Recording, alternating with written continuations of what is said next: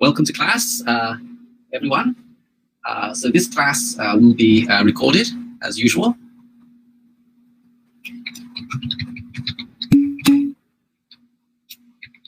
Now, I haven't told anyone to post present yet, right? If you do it before I ask, it sort of defeats the purpose of posting present, right? So you should wait till I ask you to do it. It's meant, I use that as a way to see what proportion of the people who are connected according to Blackboard are actually present. Right? So, okay. All right. So let me start the recording before I forget. Okay. So the recording has started, and let me share my screen with you. Share application screen. Okay. All right, so everyone should now be able to see my screen. And let me just make sure everybody received the 2 emails I sent you all.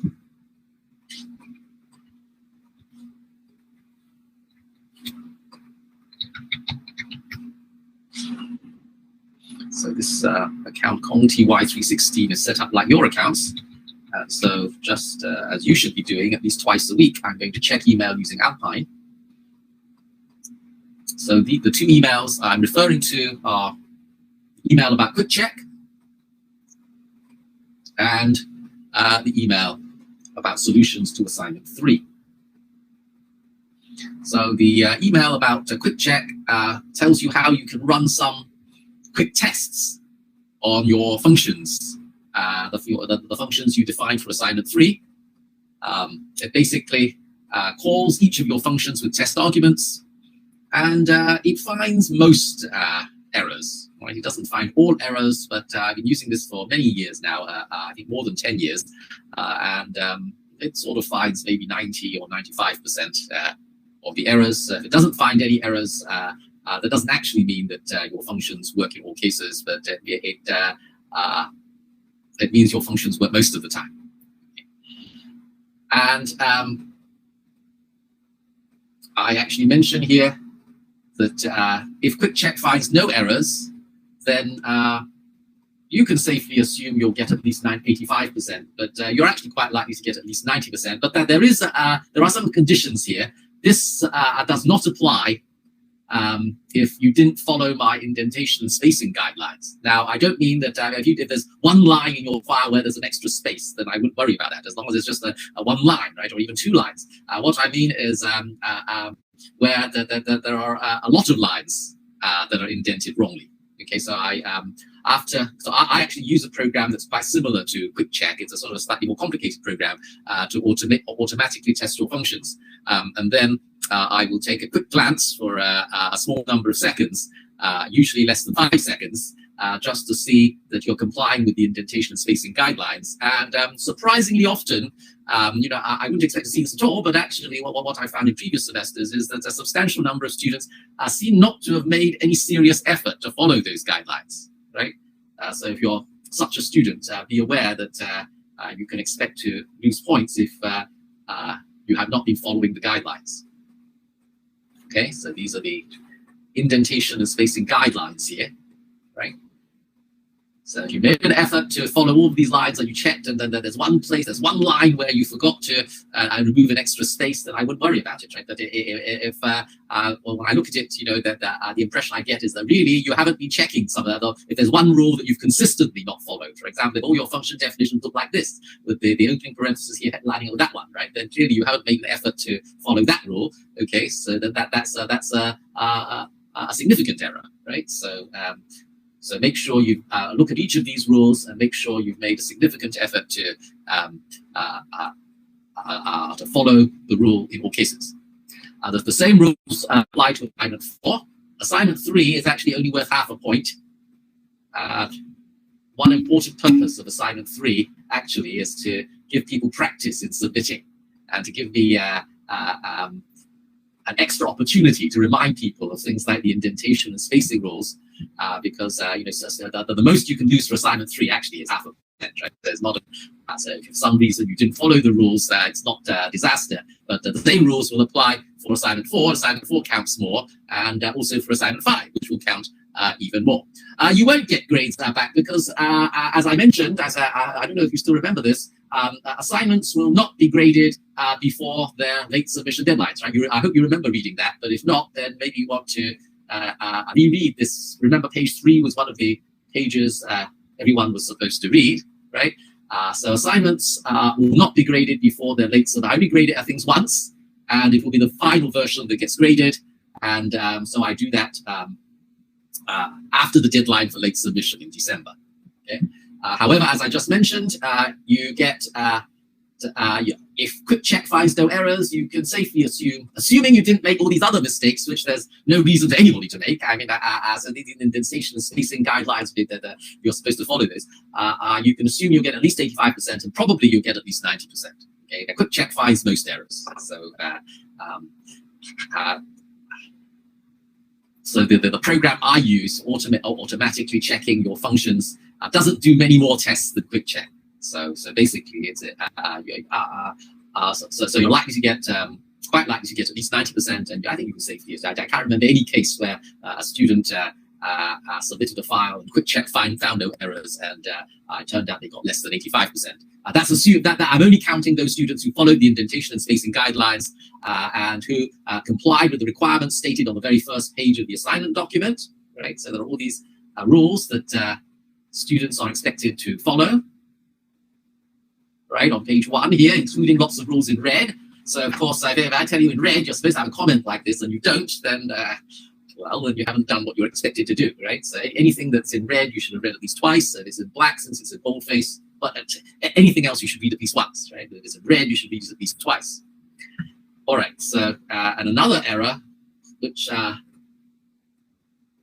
wouldn't expect to see, but I have seen in past semesters, is that when I tell students not to use cond, if, when, unless, or case, sometimes students seem to ignore that and still use one of those, right? So a quick check doesn't check for that kind of thing, but I can see at a glance. You see, when so I spend a few seconds looking at your file, and then I can see, in half a second that you've used one of these things.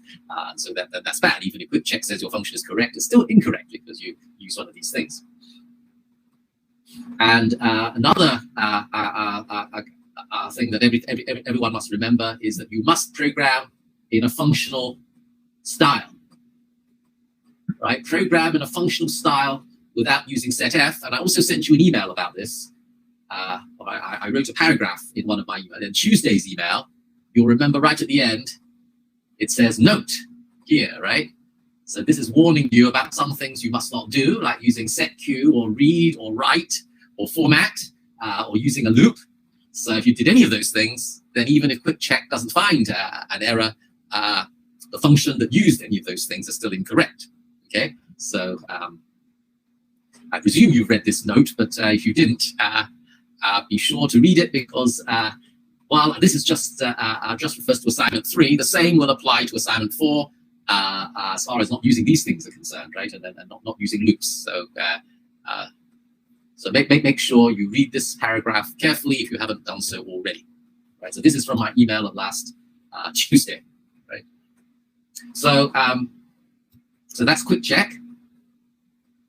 The final grading of assignments will be done, or the grading of assignments will actually be done at the end of the semester, as it says here, right, it sort of explains, right? So the final decisions on assignment scores will be decided after I've graded all the exams. If my impression is that the exams were harder than usual, then I might be more lenient regarding flaws in assignment submissions. And if I think the exams were easier than in most previous semesters, then the reverse. Professor? Yes? The exams are going to be on Blackboard, right? For this class, the exams are going to be online. I didn't say they were going to be on Blackboard. They're going to be online. And I haven't decided on the final format yet. I'm not entirely happy about Blackboard exams. I had some issues which I don't want to go into right now. But on the other hand, I may decide that that's the option we'll go with anyway, because every option has advantages and disadvantages. So the exams for this section will definitely be online, and may well be on Blackboard, but might also be not on Blackboard. And while on the subject of online exams, remember, to take the exam, you have to be able to go to the Zoom room, right? So if you cannot go to the Zoom room, you cannot take the exam, okay? Or at least the exam may not count. I think if your camera stops working, as I mentioned earlier, you could take the exam anyway, but the exam, well, I think it will count as something, but it may only count 50%. You may have to take another exam. I explained all this in detail. You should have read the explanation, but maybe it wouldn't be a bad idea if I just...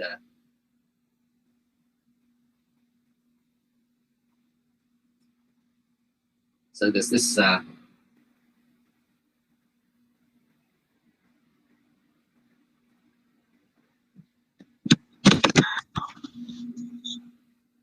this Zoom room here, the Zoom room. So anybody can't go to the Zoom room, then you're in trouble, right? Professor, the Zoom room has to be from a specific account, or? Are you saying you haven't done this yet? This the things that all right. So if there's anybody who hasn't done the things to do before our first class meeting, which was back in August, please do it immediately. Okay. I've done everything, but not the Zoom meeting, because it's due only for right, office hours. So you haven't done the things that you were asked to do before the first class meeting, right? That's what you're saying. Well, I expect there are other people in that situation, but make sure, so to anybody who hasn't yet done all the things they were asked to do before the first class meeting, please do them. And the first thing was to check that you can sign into the Kumi Zoom account and do all these things, okay? So make sure you can do that, because that's very important. Professor, my question is, can I join the Zoom meeting from any other account, or it has to be a specific account? You can join the Zoom meeting this way, right?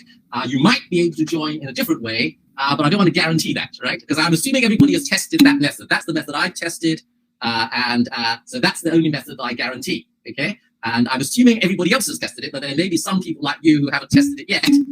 But if you haven't tested this method, please test that method and check that it works, okay? Because I want to feel secure.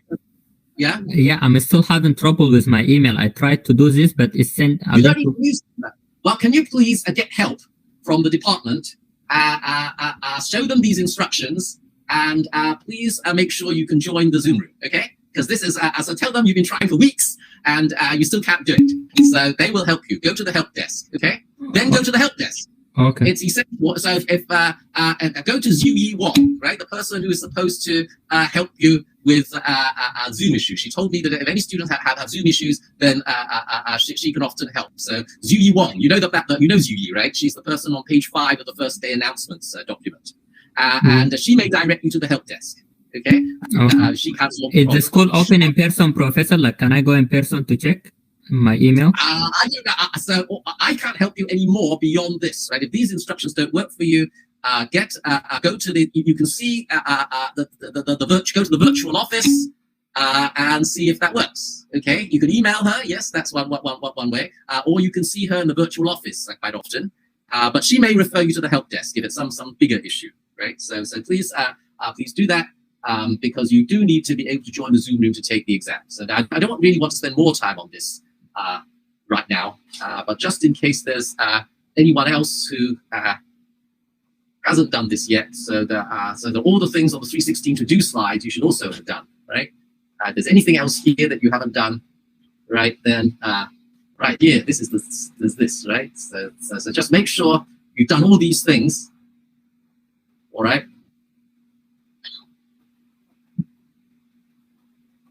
All right, so we should take a look at my solutions to the assignments as well, to the problems as well, even if you think you solved the problems correctly, because you might be asked in an exam question to write a function in a way that is rather similar to a way in which I solved an assignment problem.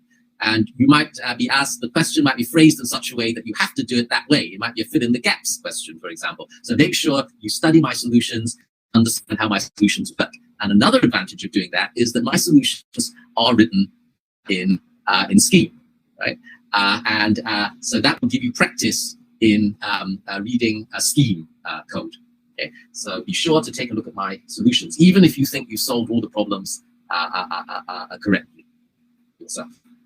Okay, so let's quickly get out of this. Oh, this will be before I forget. Let me take attendance. So if what's this? Yes, thank you, Jonathan. So everyone who's present, please post present.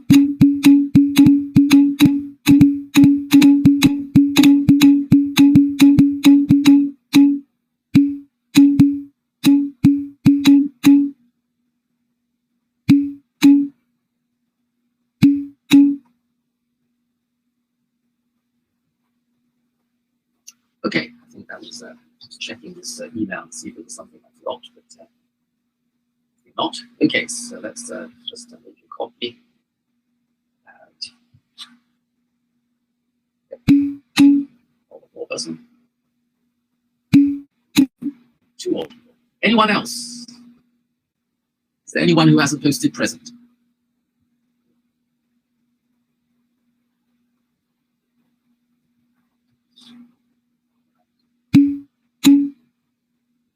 Right, one last person, right? So, oh, I see, you posted earlier. Okay. So, you as well. All right.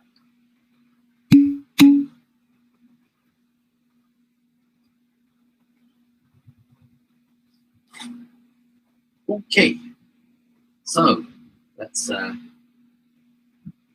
get back to the slides. Oh, is there anybody who didn't receive those 2 emails? Now is a good time to say you didn't receive those 2 emails. Is there anyone who didn't receive the 2 emails I sent you on Friday, the quick check and the solutions email? Okay, it looks like everybody received both emails. That's good. All right, so let's get started on these slides. Now, last time, I think this was the last slide that was presented last time.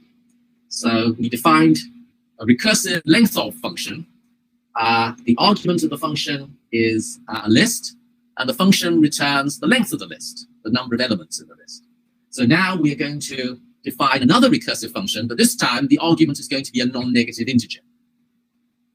So that we're going to write a function factorial, and this function will have the property that if the value of n is a non-negative integer, then factorial of n will return n factorial, n times n minus 1 times n minus 2, all the way down to 1. Now again, we are going to use the same methodology as we use for defining the list length function, right? So the length of function. So the first thing we do is suppose a function that solves the very same problem has already been written. So we suppose that a function factorial that has this property has already been written. Now, I want to remind everyone that for problems A through G of assignment 4, which you were asked to try and do before the evening's class, but if you haven't, it doesn't matter too much as long as you do A through G before Wednesday's class. But for these problems, we assume that a certain function that we're trying to write has already been written. So the function sum and negnums and English 2, these functions are actually the functions that you will be asked to write for problems 1 to 7. Right? Problem 1, you have to write sum. Problem 2, you have to write negnums. Problem 3, English 2. So problems A to G are supposed to help you to do problems 1 to 7. And so in problems A to G, you assume that the functions you will eventually be writing for problems 1 to 7 are already written. And the truth is they actually have been written for you on Venus and Euclid. Right? It says here sum has already been defined on Venus and Euclid. That's actually true. Negnums has already been defined on Venus and Euclid. Okay. So going back to this slide, the first step is to suppose that a function that correctly solves the problem you want to solve has already been written. And now we write our own version of the function, and we can call the supposedly already written function. So we'll write our own version of f, and this can call the supposedly already written f, but there are conditions. So when our version is called with an argument value x, our version is only allowed to call the supposedly already written f with an argument value that is both valid for f and smaller in size than the argument x that was passed to our own version of the function. So, to write factorial, the first step is to assume factorial has already been correctly written. And now we will write a function that computes factorials, provided the argument is a non-zero integer.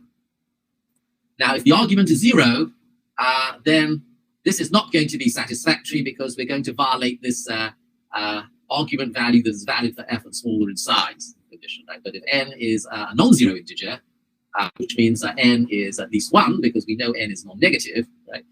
Then this is going to be good, all right? But we still have to write this. So what are we going to put here in the body of the let, right? Well, we've got to compute the factorial of n from the factorial of n minus 1, right? The value of x is the factorial of n minus 1. And so we will use this rule.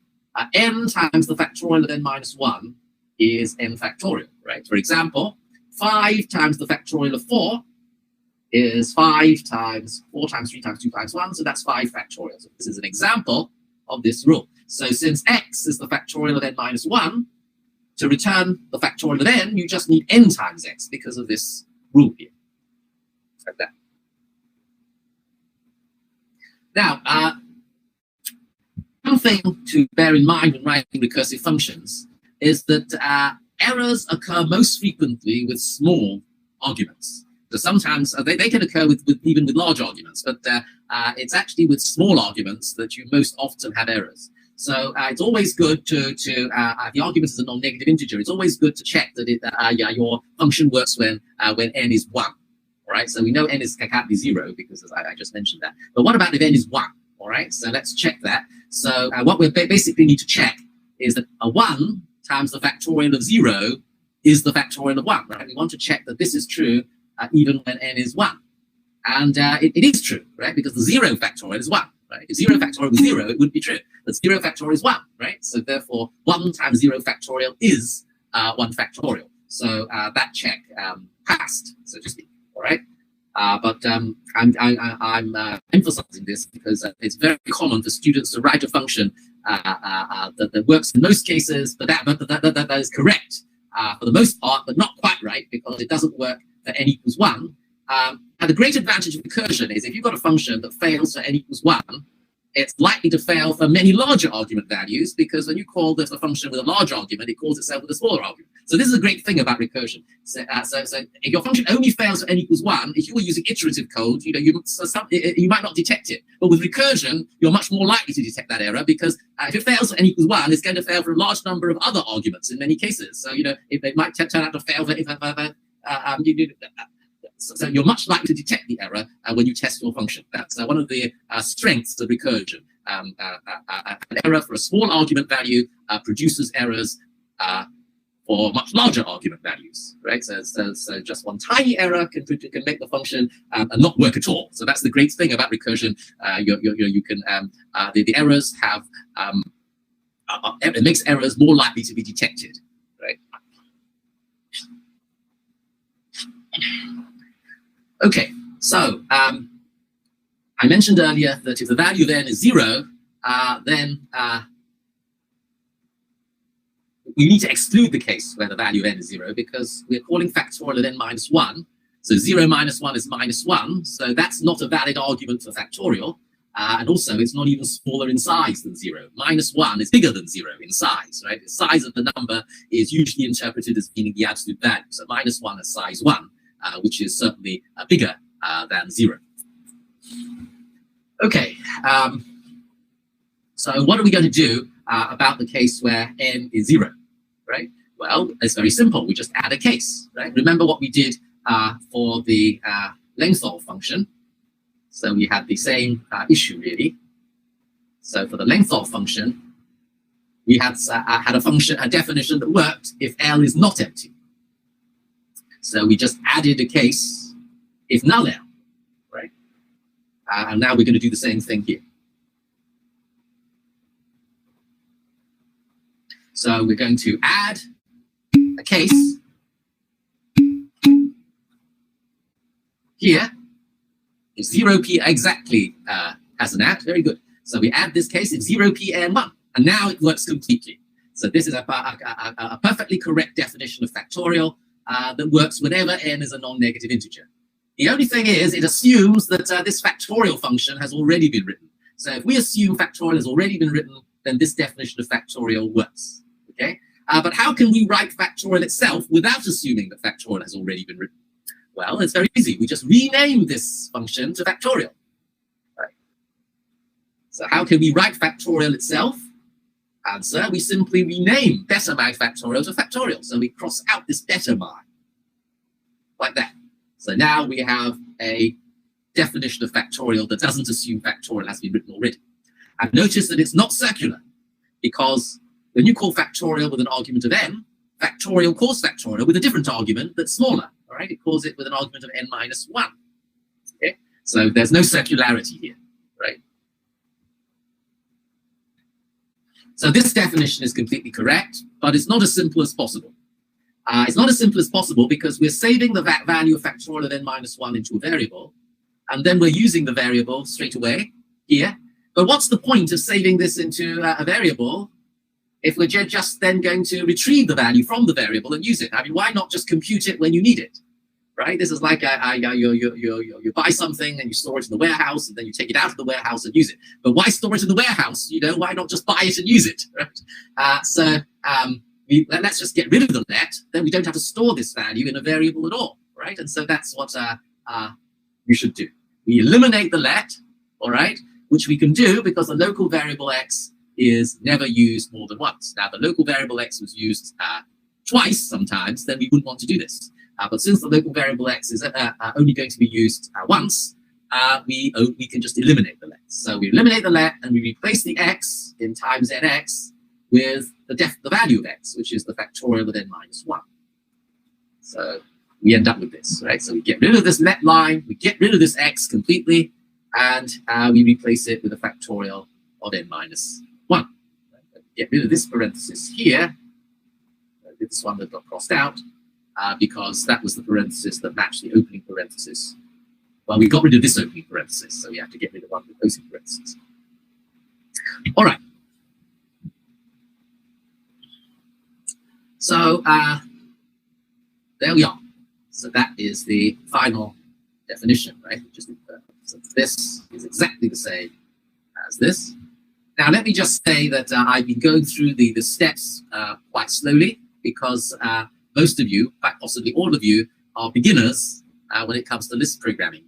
Now, an experienced Lisp programmer would not be writing out all these steps and would probably not even be thinking, doing much thinking when writing something like this. It's just like if you watched good chess players play chess, like a master or two masters playing each other. They play their first 6 moves almost instantaneously. You know, that's because they're so used to playing those opening positions that they don't have to think. They're very familiar with the patterns.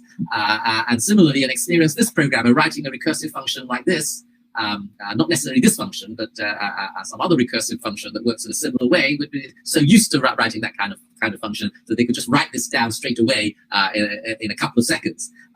So some of them type very fast as well, so just type it out and without thinking. But if you're a beginner, then you can expect to have to do some thinking. And what I've been doing here with all these slides is to give you an example of a thought process that leads to this definition.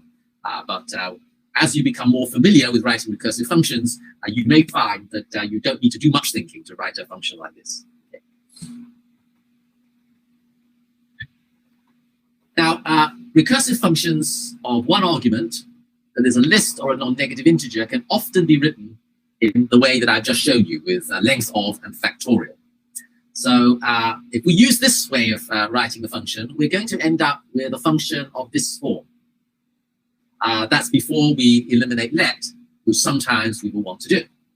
So we eliminated the let with factorial, and we eliminated the let with length of on Wednesday of last week, right? So we're going to end up with a definition like this. So let's focus on the let first. So the recursive call is f of the could of e if the argument of e is a list. and we save that the f of Kudri in a variable. And so in here, we're going to have an expression that computes f of e from x and possibly e, all right? But we don't do a recursive call if e is already nil, right? Because you can't make nil any smaller. So if e is nil, that would be the base case. So if null e, then we just return the value of f of nil. So here we have to have an expression whose value is the value that f should return if the argument is nil.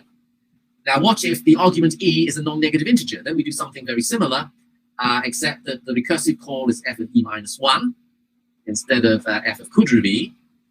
And instead of the base case being where e is nil, the base case is where e is 0. So here we would have an expression that returns the value that f should return when the argument is 0. Right?